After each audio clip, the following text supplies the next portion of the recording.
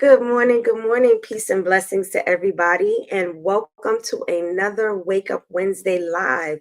Here with me, Asiya Nasir, founder and executive director, chief empowerment officer of Jessica Cares. Jessica Cares is an empowerment platform for teen girls and women where our mission is to help our girls and women to be able to build up strong self-esteem and sense of self-worth so that where their decision making impacts their life in a positive way versus a negative one. So that is what we do through our personal development workshops, through our annual empowerment retreats, our authors masterclass, entrepreneurial and vocational programs, you name it. Everything is with the mission of being able to have every young lady and every woman that participates in the Jessica Cares program to be able to benefit and grow and really truly love themselves and live authentically and intentionally just as they are. So before we get started, I have to go to our Facebook family and make sure that our Facebook family is actually being able to join us. For some reason, Facebook continues to put my content on private. And so I want to make sure that our Facebook family is getting the content that I want them to. So if you could just bear with me one moment, I'm just going to make sure that I change the settings for them so that way they can join us.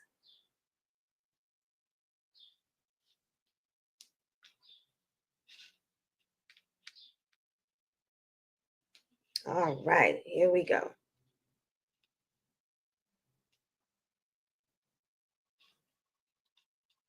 All righty. All right. So today I want to talk about a topic that been seeing a lot of, especially with everything that's happening around the world, things that are happening with the economy, just people in general, just trying to get through life. And this is just becoming more of a topic. And one of the things that we address at Jessica Cares through our personal development workshops, and that is when sadness takes over, understanding depression and how to cope. So even if this doesn't pertain to you directly, if you love someone who's struggling with this live is for you, because I'm going to share some strategies and some things to look for, how to recognize depression in people that we care about or within ourselves, as well as what does it look like, how does it show up in the world, and strategies of how to cope and how to overcome. So if you know someone who's struggling with this and they're not on this live, tag them right now and get them live right now so that way they can hear this wonderful information. So let's just first define depression. Let's first define depression, because I think, people think when people are sad, and rightfully so, they lost someone, they just lost their job, they're going through a divorce, things like that. Those are reasons to be sad. You know what I mean? But we're talking about something different, and that is depression. And as I mentioned before, in the onset, when sadness takes over, where this becomes now the norm for this individual. So the clinical definition of depression is it's a mental health condition. It's a mental health. It's not just being sad. It's a mental health condition where it's categorized by, and here's the operative word, persistent low moods, low vibration, and the symptoms there, and we're going to talk about those symptoms, as I mentioned before, of how it interferes or how it impacts a person's daily life. So sadness is different. That's for a moment.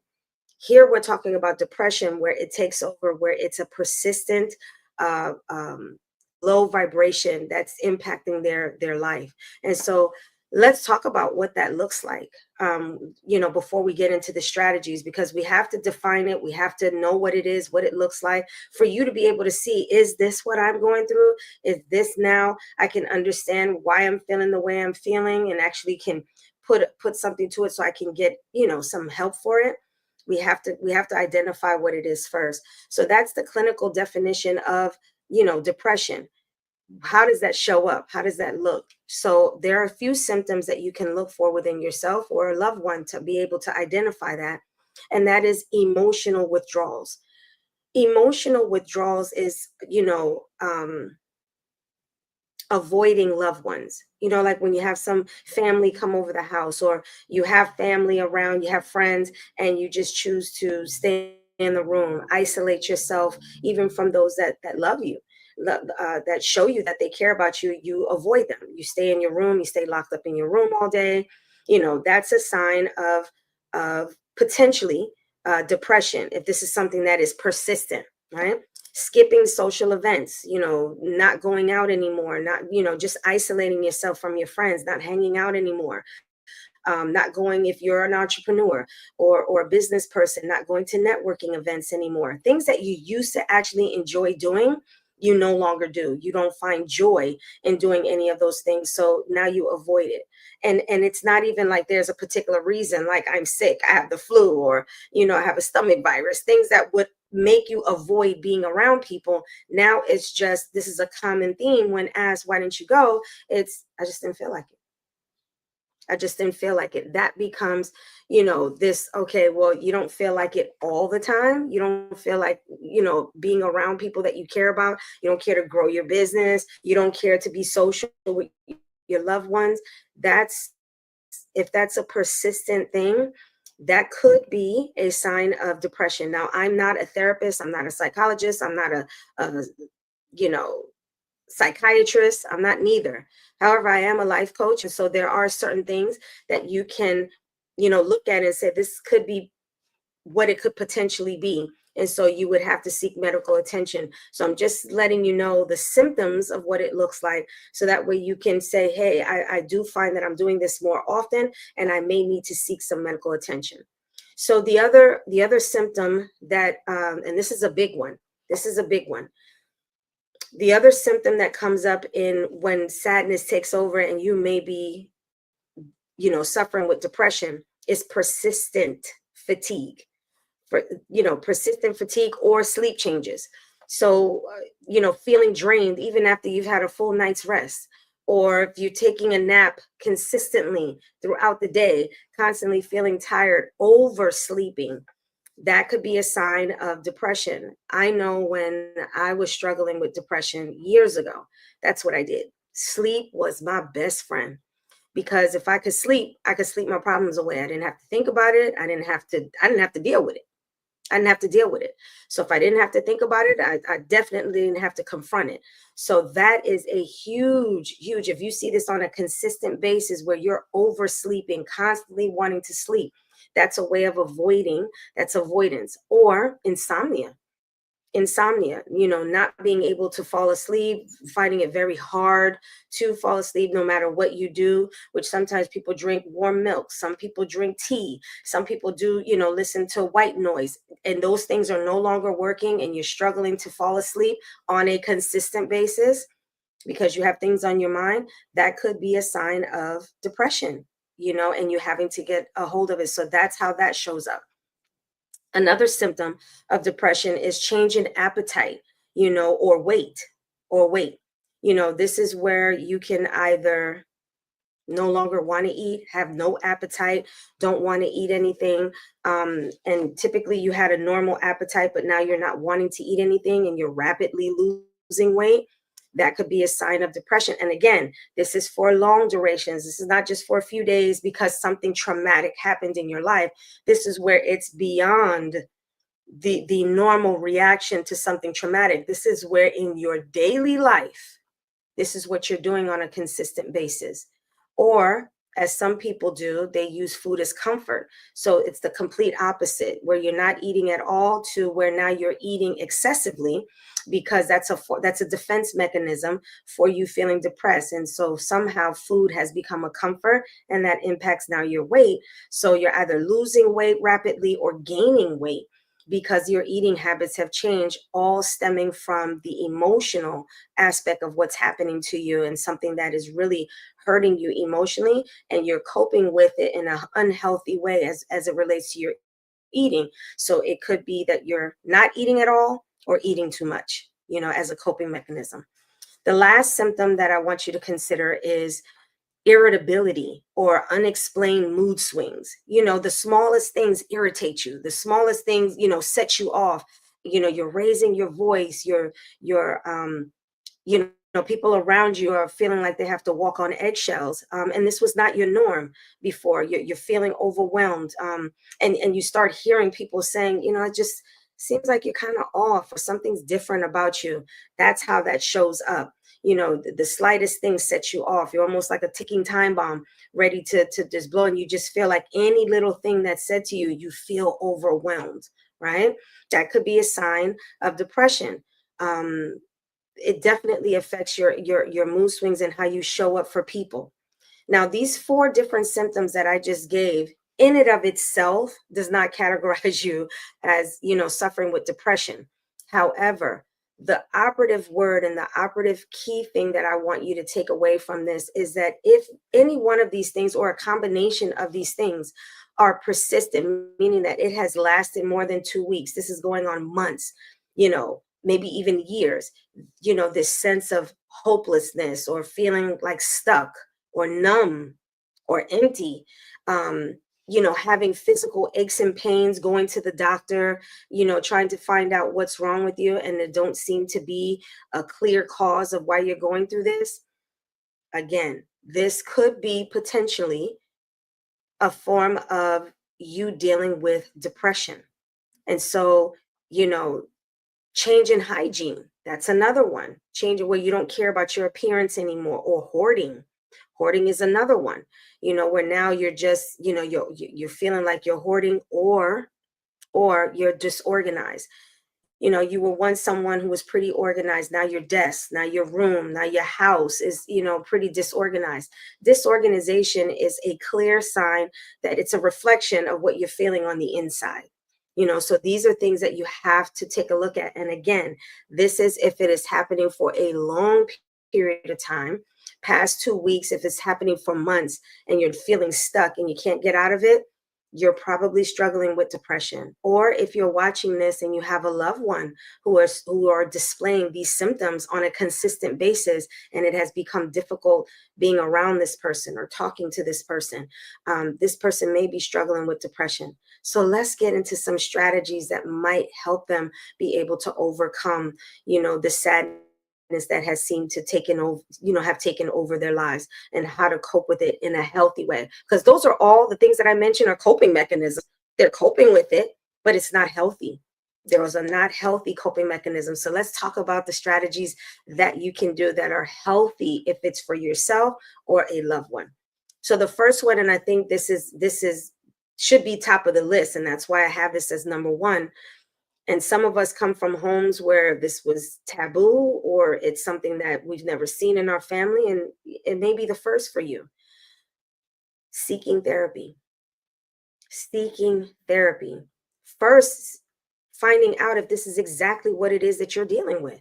The symptoms that we just mentioned, like I said, isolated after a traumatic experience, those are normal reactions where you don't want to eat, you're finding it hard to sleep. But if it's becoming now the pattern of your life, seeking therapy might be the first place to start to say, is this what I'm dealing with? Am I suffering with depression and I have to find a way to cope? Therapy, seeking professional help is important. People giving you their opinions or what they think is not going to help you, but going and seeking therapy, someone trained, someone who has the mental, the education, and the training to be able to identify if that's what you're dealing with, is the first step, because you can't heal something that you don't identify. You can't heal it. You can't deal with it. You can't give it the proper medicine, literally, if you don't seek therapy. And therapy doesn't mean that you have to take. It could just be you have to talk it through and not isolate yourself. Actually,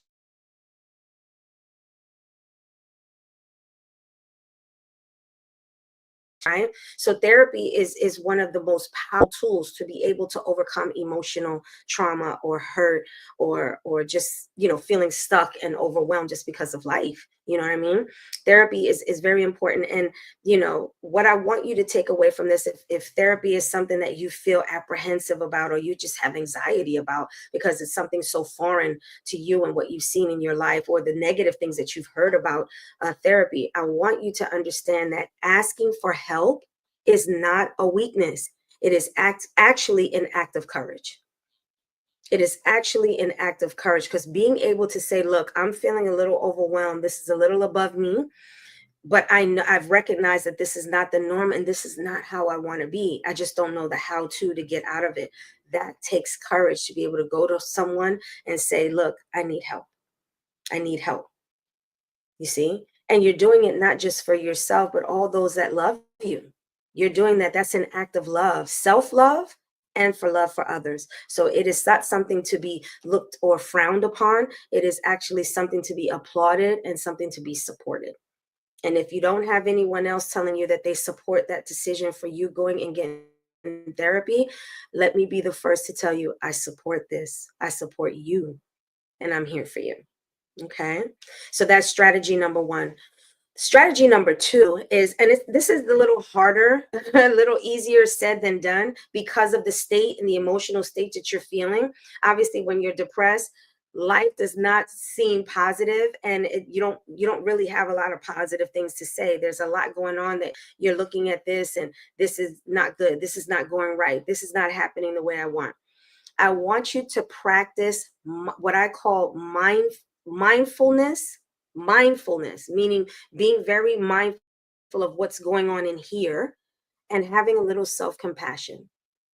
You know, a lot of times we give love and support to other people. We're there for them. We help them, look at life as half full instead of half empty. We're good at doing that for other people, but yet we don't do that for ourselves. We don't give ourselves enough grace, right? So, what I want you to practice, what I want you to try really hard, and like I said, I understand it's, when you're in the thick of it, it's a little harder to do, but I want you to try. I want you to really try, and that's replacing those self criticizing words, that self-loathing, words that we tell ourselves, and whether they're true or not, our mind is listening. Our brain is listening and absorbing everything you're saying. So whether right or wrong, it's going to believe whatever it is that you tell it. So I want you to replace the negative words that you're saying, like, for example, I should be doing better by now. A lot of times, yeah, we look at our life and we're like, I'm not where I want to be. This is not, I should be further ahead. Instead of saying what you should be or woulda, coulda, and those things, replace that with, I'm moving at my own pace. I'm moving at my own pace. And no matter how small the move, it's still progress. It's still progress. Slow progress is better than no progress. So pat yourself on the back that in spite of how difficult it has been for you, you're still moving the needle. Whereas some people have literally given up, right? So the fact that you're still making small steps and you're still moving towards, yeah, maybe it's taking you longer to graduate college, but you're still moving along. You're taking two classes, and eventually you're going to hit that graduation mark versus if you just quit. So versus looking back and saying what you haven't done, look back at what you have done, and, well, in spite of this, and in spite of this, and in spite of this, I've still been able to accomplish these things. That's something to pat yourself on the back, and that's something to applaud for yourself versus criticizing yourself. The other thing is, a lot of times when you're feeling depressed, you say things like, I'm a failure, right? Do you understand that in life, and even the most quote unquote successful people that we look at, when you read their documentaries or when you read their autobiographies or you see interviews with them, they've had a lot of quote unquote failures. They did not just wake up one morning and they were just successful. They had a lot of failures, or what we deem as failures, along the way. So what you have to tell yourself is replace that and say, you know what? My mistakes don't define me. It grows me. You learn from it. What did you learn from, that quote unquote failure? How can you do it better? How can you turn that around? Because failures can always turn into successes if you choose to. If you choose to. If you choose to stay stuck and in that moment and just embrace that, then yeah, that will be a period at the end. But you can always take that quote unquote failure and turn it around. What did you learn from it, and make it work for you versus making it work against you? Okay. So that's strategy number two. Strategy number three, and I love this one. And it's so, we hear it all the time. A lot of times when we take ourselves out of the equation, so to speak. Literally take ourselves out of the equation and review, or not review, put ourselves in a different position to be able, is what I call the 90-day acts of impact. That's what I call it. 90 days acts of impact, where we take ourselves out of our little bubble and what we're going through and actually do start thinking about someone else. And here's what I mean by that. Start thinking about things, that mean something to you, that are important to you, that have purpose behind it, right? Because depression shrinks when we feel like we're being useful. So what I mean is volunteerism. Volunteering in the moment of depression, feeling like life is not worth anything, I don't have anything to be proud of, I'm just not feeling motivated. Try to push yourself to start thinking about things that matter to you. Could it, maybe food insecurity, maybe helping animals, right? I'm an animal lover. So being around animals is very soothing for me.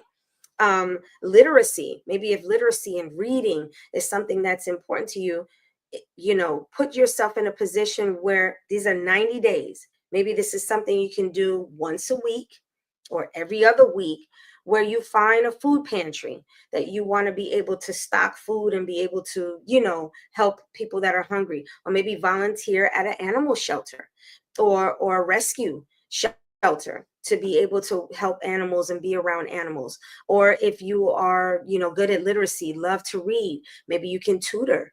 Maybe you can, volunteer at the library to help someone who maybe English is a second language, and being able to do that. I tell you, when you take yourself out of what it is that you're going through and you actually put that towards someone else and helping, it really puts things into perspective. It really puts things into perspective, where you, especially like working at a food pantry and things like that, you really start to see that, wow, what I'm feeling sad about or what I'm looking at is really not so bad.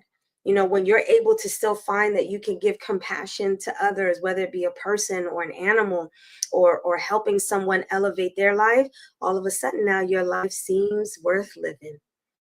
It seems like you have something to give. Somebody's appreciating you, right? And now that feeling of hopelessness or feeling useless changes, because you've put your energy outside of, feeling what you're feeling and putting it into someone else. And that is a boost to your motivation and your feelings of depression, you know maybe you could do something like writing postcards to elderly. There's so many elderly people that don't have people visit them in the nursing homes or at the hospitals, things like that. Donating books, things like that. Those are all ways in which you can really help to make a difference in someone else's life, and their gratitude and how they show you gratitude may be just the game changer for you to realize that life is really not that bad, and that you do still have a lot to offer.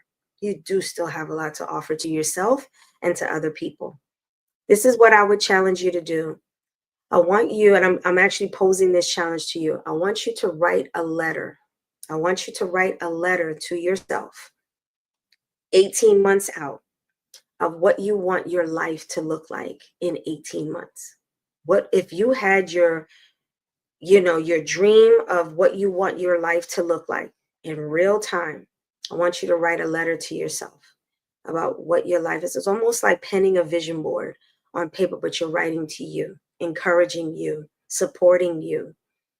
And then, as you seal that letter to be opened in 18 months, think of the very first thing that you're going to do, no matter how small it is, to work towards making that 18 months come to fruition.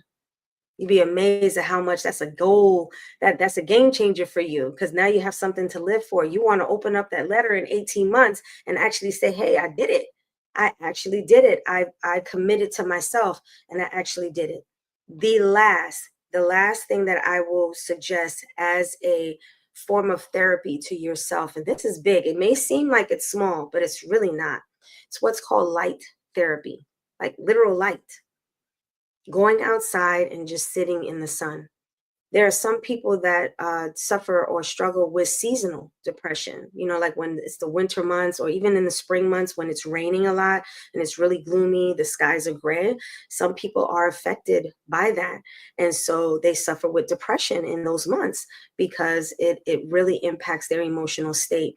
Going out and getting light is so helpful. It has so many benefits to it. So I want you to read about that. Go and talk about, but just go out and sit out in the sun. Go for a walk. Take a 5-minute walk in the sun. You'd be amazed at how much it actually heals. Even children, babies, newborn babies who are born with like jaundice. That's what they tell you to do. Sit out in the sun. Have the baby sit out in the sun. That's a cure. There's so many cures when it comes to just sitting in light, not just on a physical sense, but from an emotional standpoint. When we're dealing with depression, light, sun can make the difference in changing your moods. It really does have an impact. So that's what I wanted to share with you. But I do have actually a bonus. I have a bonus strategy that I want you, not strategy, but something that I want you to consider when we're talking about depression. Check on your strong friends. Check on your strong friends. The friends that show up for everybody, the friend that is always there for everyone, always showing up. I'm good, I'm doing great. Meanwhile, on the inside, they may be dying inside. Literally. They may be struggling on the inside. Depression doesn't always look like isolation. Depression does not always look like isolation. That is one form, and that's a common form. But those strong friends, those ones that always seem to have it all together, depression doesn't always look like isolation. Depression can look like leadership.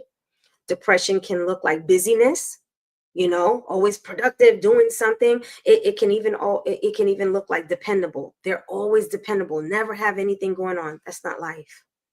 That's not life. Life is going to do life. And even strong people have to deal with death. Strong people have to deal with loss of income.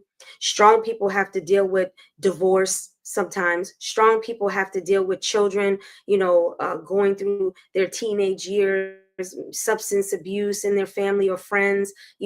Strong people still have to go through life just like everybody else. Check on your strong friends that always seem to say, I'm good. Because instead of asking them, hey, how you doing? That just seems to be the common thing to ask, and it is polite, right? Ask them, how's your heart doing today? How's your heart doing today? Sometimes just asking a strong person how they're doing can make all the difference in the world, because even warriors, even coaches, even mentors need a safe place to land. They still need to have a safe place to rest. So ask your strong friends how they're doing. Ask them how their heart is doing today. So that is what I wanted to share with you on our Wake Up Wednesday. And I'm so super excited about all of the content that we've done thus far. I actually got an email from a dear follower that follows us, and she gave some suggestions of a topic. So if you have a topic that you think could benefit our Wake Up Wednesday or should be included in our content for our Wake Up Wednesdays, please feel free to email me, and I'll put my email address here in the comment section, so that way you can uh, send a comment. Let me just, okay, here we go. There we go.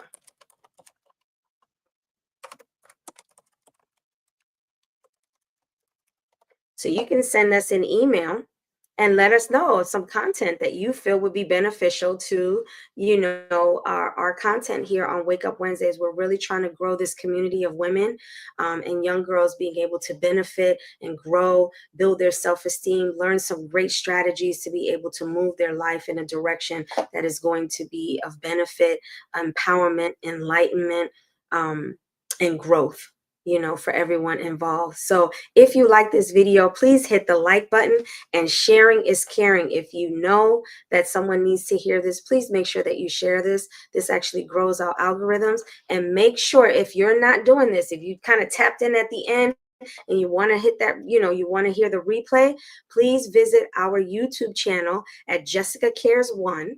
Our YouTube channel, Jessica Cares One, and you'll be able to hit that subscribe button and the notification bell so you don't miss any content with us. So again, that is what I wanted to share with you. Stay tuned in 2 weeks where we'll be dropping another empowering live just for you. So enjoy the rest of your day. Be impactful. Consider the things that we said and make a difference not only in someone else's life, but your own.